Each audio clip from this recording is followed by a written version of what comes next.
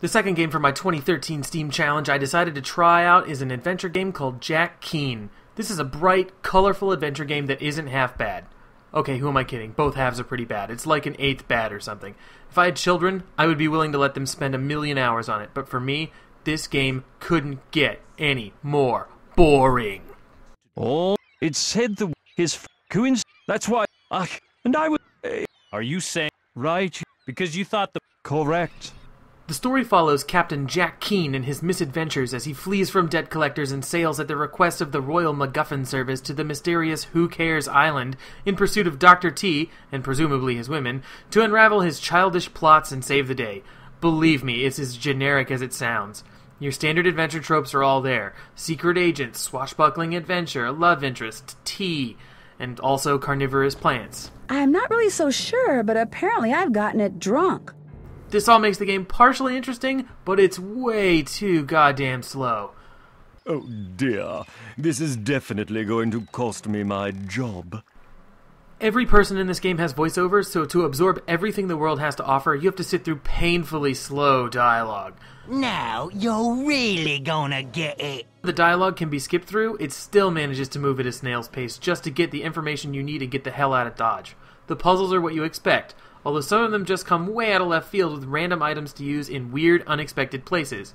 Items are rewarded through exploration of the game world or through conversations with people who happen to be around the principal character in play. Then you take those items, combine them in ways that usually make no goddamn sense, and then use them on the environment to progress, or in some cases, to not progress. Can you talk?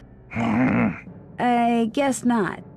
No, seriously. To give an example, early in the game I had to get a bottle of rum to get rid of my ship's crew, to access my secret stash, which broke when I accessed it, so that I could give the broken part of my ship to a down-on-his-luck captain spouting nonsense in the town where I landed.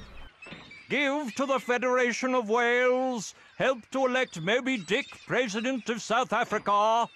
Then as a reward, he gives me a smoking pipe so that I could put the pipe in a window to make some gnats leave that window so that I could reach through the window to get a cereal bowl to fill up with water and put a...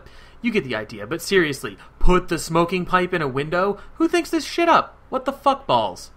The game is colorful and doesn't look that bad. The lighting is bright and the environments have animations and moving parts that make the world seem more alive. And while the character designs seem okay and the character animations seem alright, the models themselves look weird and bland against the often cartoony, detailed environments.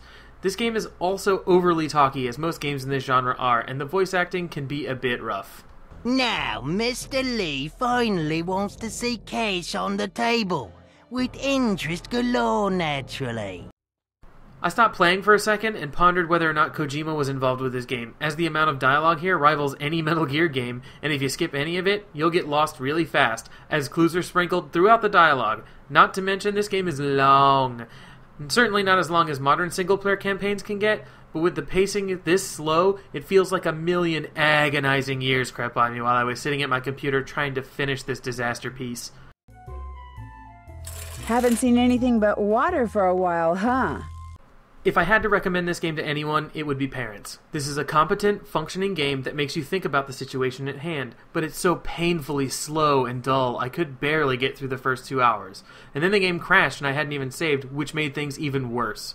I eventually went back to it, but I still can't help but feel the game is too damn slow. It's like Jack Keane is your average swashbuckling adventurer, a pirate captain with a dash of Indiana Jones, but the lack of actual adventuring due to the lack of speedy pacing makes everything feel slow. It's really hard to feel a sense of tension, danger, and adventure when everything stops every 10 seconds to let you roam around and fiddle with items or the environment. The one thing this game really has going for it, though, is its sense of wit and humor. Some lines of dialogue made me chuckle, and the characters, however terribly acted they are, say some pretty funny stuff from time to time. That being said, there's so much dialogue to wade through that the amount of gags that do work just drown in a sea of jokes that fall flat. If you have kids, that's great. Buy Monkey Island instead.